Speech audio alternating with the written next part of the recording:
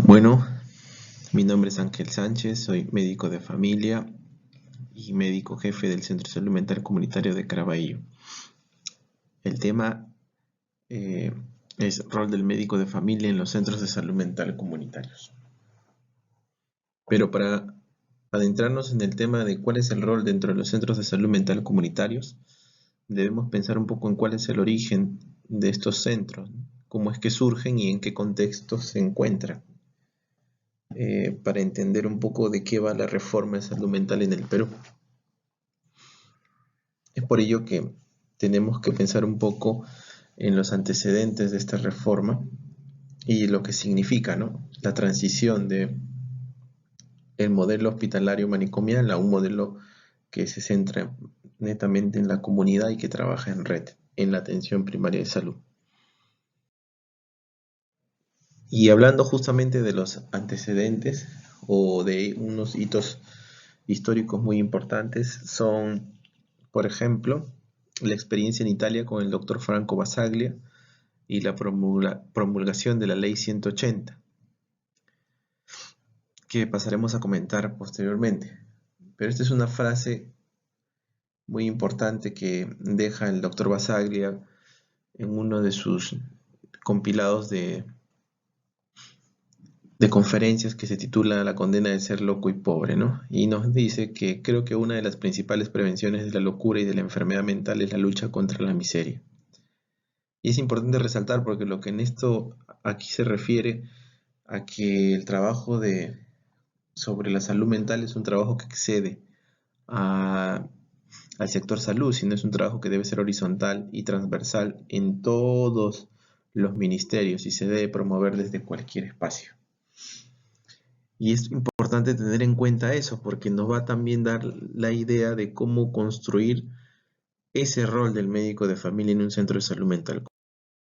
Por ejemplo, les traigo aquí una, una diapositiva donde está el doctor Basaglia y más o menos 4 ideas importantes que traen esta reforma de salud mental italiana que es como viene a significar un hito histórico que va a influenciar a todos los países a nivel mundial.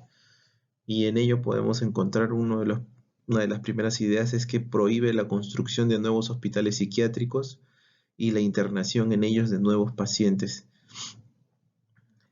Otro punto importante es que se van a dar las directrices a las administraciones regionales que establezcan los ritmos de un gradual proceso de altas de pacientes internados en los hospitales psiquiátricos. Los servicios territoriales son los responsables de la salud mental de una población determinada y coordinan el conjunto de estructuras necesarias.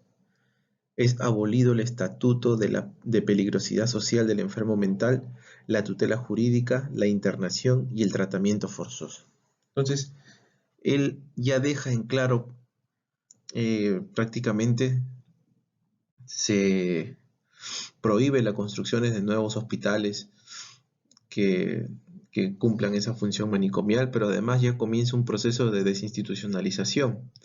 Un proceso de desinstitucionalización que tuvo más o menos un proceso de 10 años.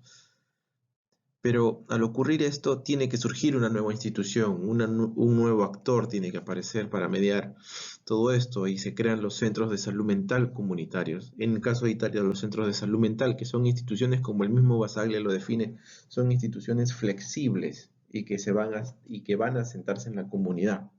Ya van a dejar de ser instituciones rígidas, instituciones en donde todo es jerárquico y vertical. Entonces, al ocurrir todo este cambio a un nivel legislativo, porque se da en el Congreso, lo que ocurre es de que esta nueva institución viene a cambiar todo el paradigma sobre el trabajo en salud mental que se venía desarrollando. Hay que tener en cuenta que aunque no lo menciona, está dentro de la ley la creación de los centros de salud mental y de otros dispositivos que van a ayudar para que el centro de salud mental cumpla una función determinante en la rehabilitación psicosocial y en la reinserción laboral de los usuarios con trastornos mentales crónicos. Otro punto y un detalle que hay que tener en cuenta es que esta ley se da en 1978, en mayo de 1978, y En el año 1978 también ocurre la conferencia de Alma-Ata, dos coincidencias que ya van a dar una luz sobre lo que va a significar el estrecho trabajo entre la atención primaria de salud y los centros de salud mental comunitarios. Valga decir de que, en palabras del doctor Miguel Desviat, menciona que para que exista un centro de salud mental comunitario fuerte, tiene que estar sustentado sobre una atención primaria fuerte también, que le permita poder trabajar en red. Nuestro sistema tiene la deficiencia de estar fragmentado y tener una atención primaria que no en estos momentos no está siendo de las mejores. Pero bueno, lo que quiero resaltar aquí es justamente el hecho, ese hito histórico de la ley Basaglia o la ley 180, que va a cambiar la perspectiva en muchos ámbitos. Y bueno, aquí les traigo otra diapositiva en donde podemos ver que antes de los comunitarios la atención de salud mental se brindaba exclusivamente en los hospitales manicomios. Y aquí tenemos una foto, y justamente puse una foto de un artículo que se publicó en la revista Caretas, que se llama Viaje al fondo de la locura, escrito por el periodista Eloy Jáuregui. Eloy Jáuregui se internó en el Hospital Larco Herrera en el año 86, se hizo pasar por un usuario que tiene un trastorno mental. Fue fácilmente ingresado, pero, como suele ocurrir, difícilmente pudo salir. Solamente soportó 3 días dentro de este manicomio y tuvo que escapar, como él mismo menciona, trepando un muro. Y pudo, en esa crónica que realizó, describir todas las series de inconsistencias que se estaban realizando dentro de esta institución. Y para que esto tenga valor, una vez publicado, a los días se declaró en emergencia el Hospital Larco Herrera. ¿Esto qué quiere decir? Antes de la introducción de la reforma de salud mental o de la ley de salud mental, toda la atención era a través de los hospitales. Iba directamente a un segundo nivel y a los hospitales psiquiátricos específicamente. No podemos hablar de una atención especializada en salud mental en la comunidad. O sea, hay usuarios que viven en Caraballo y que tenían que trasladarse hasta el Hospital Larco Herrera, ¿no? Entonces, prácticamente toda la atención estaba centrada en estos hospitales. Pero eso también hace recordar la experiencia del doctor Rosenhan en el año de 1973 en Estados Unidos, donde también tuvo la idea de hacerse pasar por usuarios y justo determinaba, se hizo pasar por un paciente que tenía alucinaciones auditivas e ideas de querer matar a su padre. Y él mencionaba justo también que fue fácil entrar, que lo ingresen y lo diagnostiquen con esquizofrenia, pero fue difícil que le den el alta. Entonces, en ese año del 73, ese experimento, el experimento del Dr. Rosenhan, puso a temblar prácticamente a todo el sistema manicomial de Estados Unidos. Y bueno, nuestra versión peruana, Eloy Jáuregui trajo una crónica excelente que recomiendo leer y deja en claro cuál era el tipo de atención que se brindaba en este tipo de hospital. Ahora, tenemos que hablar, o sea, para hablar de los centros de salud mental comunitarios tenemos que hablar de la ley de salud mental. Y esta ley hay que tener y hay que precisarlo. Esta ley, la ley de salud mental, va a garantizar el acceso a los servicios de salud mental en los escenarios de la comunidad. Entonces, ¿qué quiere decir esto? Que también esta ley introduce el modelo comunitario de atención, que para nosotros, los que trabajamos en atención primaria y siendo médicos de familia, que existe una ley de salud mental que es así de específica con la parte comunitaria y que es específica también con el modelo de atención comunitario, es importante porque ni siquiera en las reformas de la atención primaria existe algo específico así. Entonces, por eso es el rol del médico de familia, y acá vamos tocando ya uno de los puntos muy importantes, el viabilizar esta reforma de salud mental, el poder hacer sostenible esta experiencia, porque los comunitarios están dados por ley. Pero en este recuento que los hago, que les estoy narrando, hay que tener muy en cuenta también cuál es toda esta trayectoria que hemos sufrido para llegar hasta el día de hoy, ¿no? Entender cuáles son estos procesos.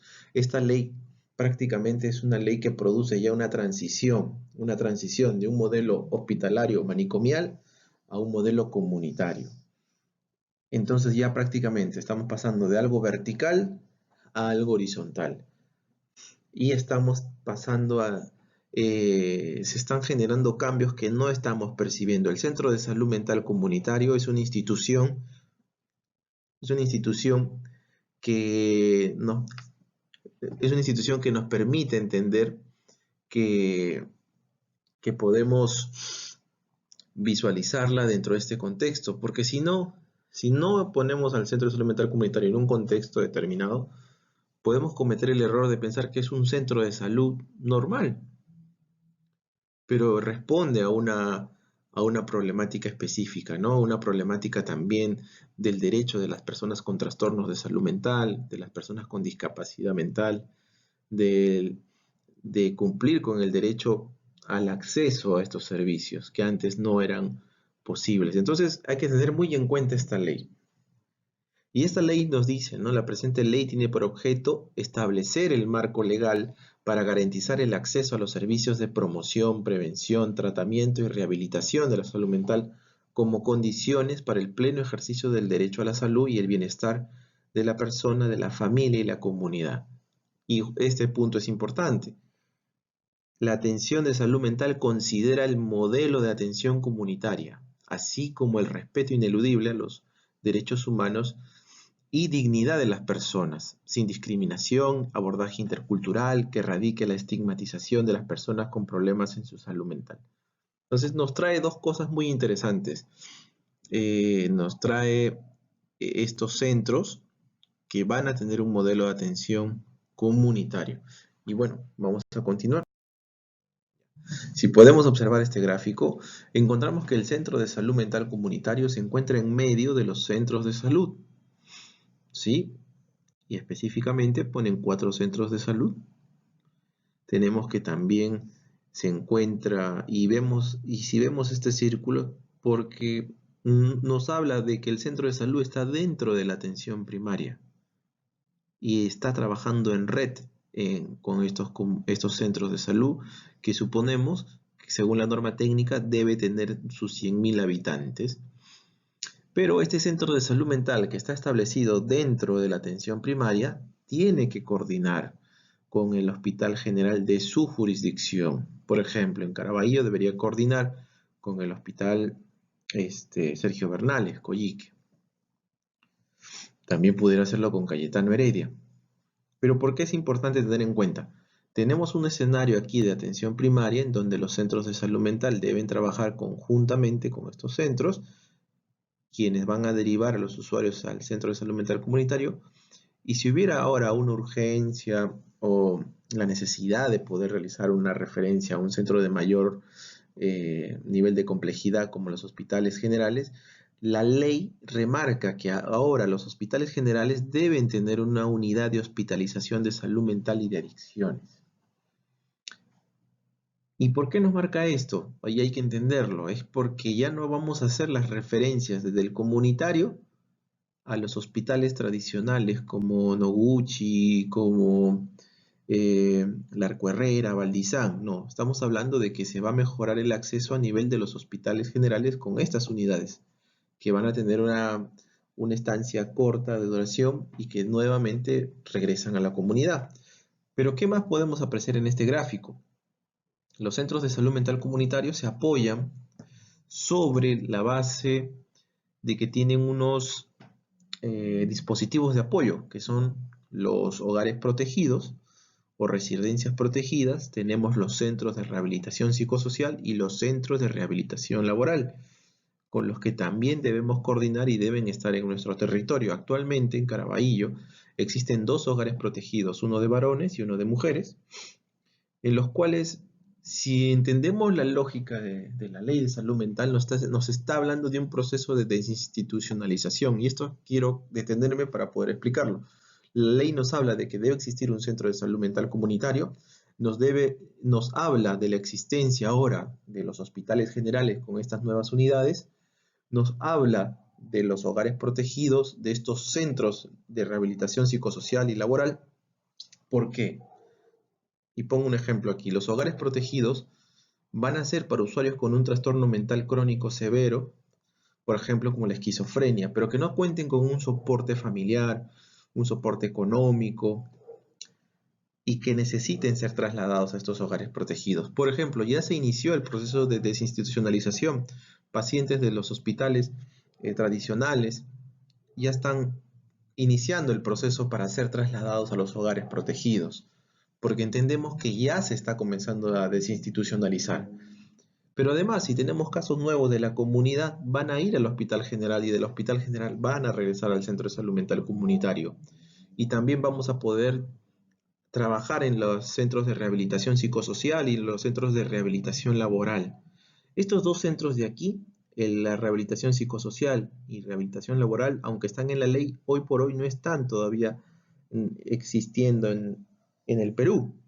Y es por eso que debemos tener en cuenta de que debemos trabajar también por la implementación de estos dos centros que hoy por hoy son muy importantes, porque los usuarios tienen que tener la posibilidad y el derecho a la rehabilitación y a la rehabilitación laboral, que es un trabajo por el cual debemos ver. Si vemos la imagen completa, es una red de salud mental que se va a trabajar en nuestro territorio. Y es algo muy importante, o sea, no podemos perder de vista en el día a día, no podemos perder de vista la red. ¿Sí? Entonces un poco quería explicarles esto, la red de servicios integradas. Ahora, sobre esto tenemos también las redes integradas de salud, o las RIS. En un punto aparte, las RIS van a significar un punto muy importante en la atención primaria y los centros de salud mental comunitarios deben estar dentro de las RIS. La reglamentación de la Ley de Salud Mental en uno de sus acápites dispone de que los centros de salud mental tienen como soporte las redes integradas de salud. Y hoy por hoy en Caraballo, en las RIS del Iris Lima Norte, estamos trabajando por esa inserción, por trabajar en nuestra jurisdicción. ¿Esto qué nos permite? Y aquí viene uno de los roles muy importantes del médico de familia, o sea, el hecho de entender el contexto general de esta reforma de salud mental, de entender el contexto de trabajar en red, entender el contexto de tener que avanzar a estar dentro de la RIS, porque esto nos va a dar una sostenibilidad en el tiempo, que es lo que queremos lograr. Para avanzar rápidamente, porque veo que me quedan 2 minutos. Les hablo de manera simple. Actualmente existen 103 centros de salud mental comunitarios en todo el Perú, lo que nos está hablando de un proceso ya de un desarrollo avanzado. Tal vez no está al mismo nivel, pero ya nos da una imagen de que en el Perú están aumentando. La opinión del MINSA es que se tienen que elaborar 281 centros mentales comunitarios. Esto también es una gráfica que nos habla que los centros de salud mental comunitarios hoy por hoy se configuran como el centro de los cambios en el modelo de atención y el rol que tenemos también es el de poder dejar nuestra huella en estos centros, porque ya nos habla de un cambio de paradigma, ¿no? Por ejemplo, y rápidamente, pasamos del enfermo mental al ciudadano con necesidades de atención en salud mental, del hospital psiquiátrico al centro de salud mental comunitario, del médico psiquiatra al equipo interdisciplinario, de la atención psiquiátrica al cuidado de salud, de la exclusión a la inclusión. Y rápidamente, el centro de salud mental comunitario normalmente son centros que son nivel 1.3 o 1.4, que son especializados en salud mental y que tienen que estar territorializados. Cuenta con 4 servicios, el de niño, de adulto y adulto mayor, de adicciones y de participación comunitaria.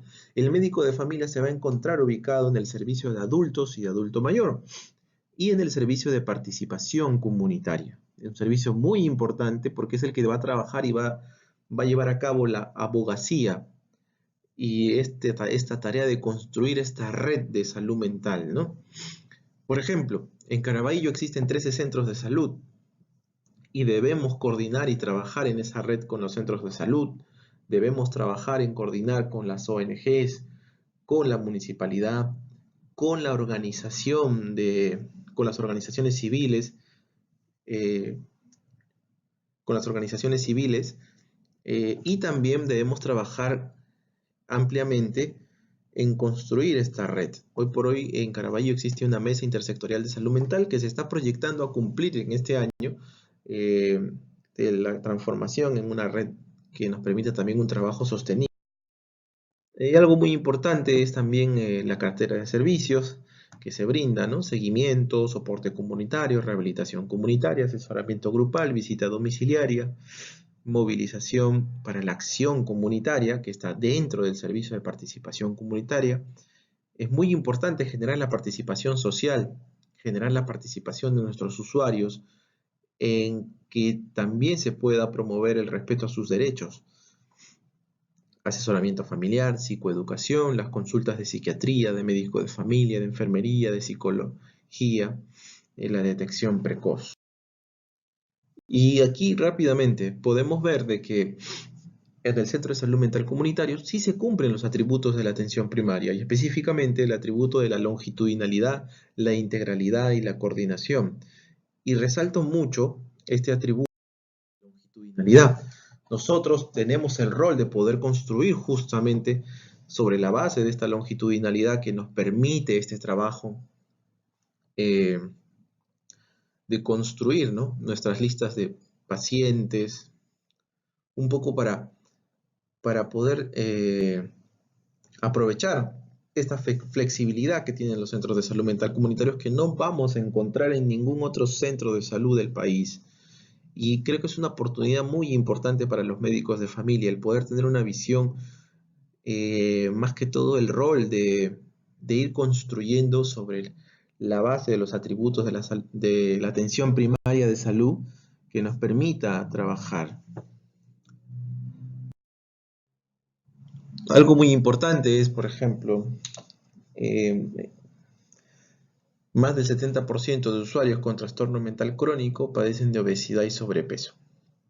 Entonces, si tenemos una lista de pacientes en donde tenemos el total de nuestros usuarios con trastornos mentales crónicos y que lo abordamos de una manera integral o más allá de la parte de si tiene un diagnóstico de esquizofrenia, sino que también puede tener acompañado un diagnóstico, por ejemplo, de obesidad, sobrepeso, un trastorno metabólico, diabetes, hipertensión arterial, algo que está muy vinculado también a la medicación con antipsicóticos, y en donde el médico de familia debe ser capaz de brindar y justamente responder al reto de la atención a largo plazo, haciendo uso de ¿qué? De la longitudinalidad que podemos aprovechar de estos centros de salud y cómo la podemos implementar para ir a cosas prácticas a través de la lista de pacientes y a través de ella también tratar de revertir la ley de cuidados inversos, porque justamente nuestros usuarios, o la mayoría de ellos, eh, son los que más necesitan la atención, pero son los que menos vienen. Y desde los comunitarios nos permite hacer un trabajo de seguimiento y de implementación de una longitudinalidad, de un cuidado longitudinal hacia nuestros pacientes. Y creo que es algo importante de destacar, que nos va a permitir también contar con datos, poder trabajar y ver los resultados de nuestro trabajo. Y sobre este tema, por ejemplo, los resultados de un estudio EUFES muestran que podemos esperar el aumento de peso con la administración de cualquier antipsicótico y la mayor parte de este aumento de peso aparece en los primeros 3 meses. Por lo tanto, es obligatorio nosotros que tengamos que controlar el aumento de peso en todos los pacientes con esquizofrenia o que sean tratados con cualquier antipsicótico. El equipo debe proporcionar, y en este caso el equipo multidisciplinario, que es algo muy importante del comunitario. O sea, tenemos el tema de los trabajos por servicios que les comenté, pero también tenemos el trabajo del equipo multidisciplinario y donde el médico de familia cumple el rol de poder ser uno en los servicios de adultos y de participación comunitaria, de poder llevar a cabo una labor de dirección que nos permita, ¿no?, asegurar que ese trabajo tenga resultados. Por ejemplo, en base a esta evidencia es necesario incorporar y proporcionar educación sobre la prevención del aumento de peso a todos los pacientes tratados con cualquier antipsicótico a largo plazo desde el comienzo del tratamiento. Debe existir una atención constante respecto a la identificación e implementación de medidas farmacológicas diseñadas para prevenir el aumento de peso en el caso de este grupo. Entonces, es importante porque se ha registrado la ganancia de peso con antipsicóticos, el desarrollo de trastornos metabólicos, el desarrollo también de problemas cardiovasculares. Entonces tenemos que estar alertas y ser capaces de brindar esta atención integral, esta atención longitudinal, que nos permita lograr tener mayores resultados en la parte clínica asistencial también. Entonces, algo importante también dentro del rol del médico de familia, que justamente quería ir más allá de la parte asistencial, es el de poder realizar la abogacía por el derecho a la rehabilitación psicosocial y laboral. En este punto es muy importante reconocer de que el rol del médico de familia dentro de todo este contexto de la reforma de salud mental es también que se tiene que identificar con los movimientos sociales que existen con respecto al respeto de los derechos de las personas con discapacidad mental. Hoy por hoy tenemos la asociación AINI Perú, que congrega a los usuarios y familiares que tienen problemas de salud mental a nivel nacional. Entonces es necesario que el rol del médico de familia esté allí también. ¿Por qué lo comento? Porque es muy importante que participemos que participemos en generar la abogacía, justamente el servicio de participación social y comunitaria que se encuentra tipificado en la norma técnica de los centros de salud mental comunitarios no dan esa posibilidad de poder hacer abogacía, de luchar contra el estigma, y muchas veces un estigma que es institucionalizado y que necesitamos generar nuevas prácticas para generar el movimiento de las conciencias y generar el cambio en las instituciones. Es por ello que hoy por hoy, por ejemplo, el caso de Caraballo, que tiene 4 años de existencia, no es el mismo de un centro que acaba de abrir. Ya tenemos pacientes, 180 usuarios identificados de Caraballo con el diagnóstico de esquizofrenia, en donde es necesario también ver cuáles son, más allá de la parte clínica asistencial, sino cuáles son las otras vías para generar esta rehabilitación psicosocial, esta rehabilitación laboral que está estipulada en la propia ley. El trabajo articulado con OMAPEP, la Oficina Municipal de Discapacidad, el trabajo que tiene que llevar el comunitario para que todos nuestros usuarios cuenten con el certificado de discapacidad mental y el trámite del CONADIS para las tarjetas de CONADIS, porque existen programas sociales, como por ejemplo el programa Contigo para discapacidad severa, que nos provee de una pensión. Entonces, creo que se debe generar todo ese movimiento en donde el profesional de salud en general debe estar también identificado con el movimiento social con respecto a la defensa de los derechos de las personas con discapacidad mental, que es un rol principal, es un rol que va a permitir ir más allá del sector salud claramente, pero nos va a permitir trabajar. Un poco para ahondar, nosotros en Caraballo tenemos la Mesa Intersectorial de Salud Mental y con motivo del Día de Salud Mental quisimos un poco no hablar de la salud, o sea, independientemente que este mes se ha hablado del tema del suicidio como un elemento que está estipulado ya desde la OMS, también en Caraballo quisimos hablar de cuáles son, un error ortográfico acabo de ver, cuáles son esos retos y desafíos de las personas con discapacidad mental en nuestro distrito. Y tuvimos un foro en donde no solamente participaron nosotros los de siempre, no los representantes o los que creemos que tenemos la voz primordial, sino también se dio pie a que se puedan escuchar al presidente de los usuarios, a los propios usuarios con respecto a estos retos que enfrentan, ¿no? Y esto es algo muy real, el hecho de que dentro de la discapacidad o la ley de discapacidad que hace que puedan optar por trabajo, el tipo de discapacidad, por ejemplo, sensorial o físico, es quien más accede, y el tipo de discapacidad mental, el trabajo que se encuentra en Caraballo es ínfimo. Entonces necesitamos trabajar e incidir a nivel municipal y a nivel de las instituciones para que esto tenga que cambiar. Entonces, lo que quiero mencionar es que tenemos que buscar justamente ese rol del médico de familia. Se trataría de construir esta red de salud mental. Como toda ley de salud mental y como todo centro nuevo, hay cosas que han quedado pendientes y que necesitamos poner toda nuestra experiencia como médicos de familia para poder implementarlas en nuestro centro e implementarlas en nuestras DIRIs, generar esta red de salud mental que nos permita estar dentro de las redes integrales de salud,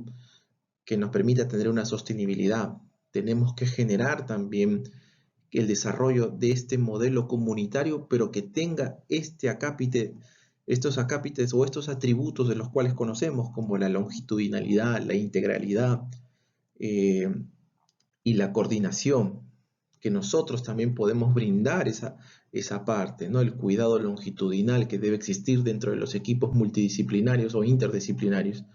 Pero también tenemos el rol desde la parte del servicio de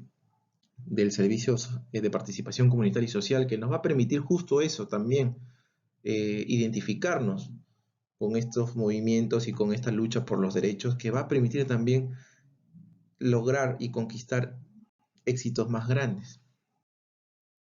Y quería terminar rápidamente, porque creo que me he excedido, me han dado 20 minutos, ya voy en el 31, eh, justamente con algo.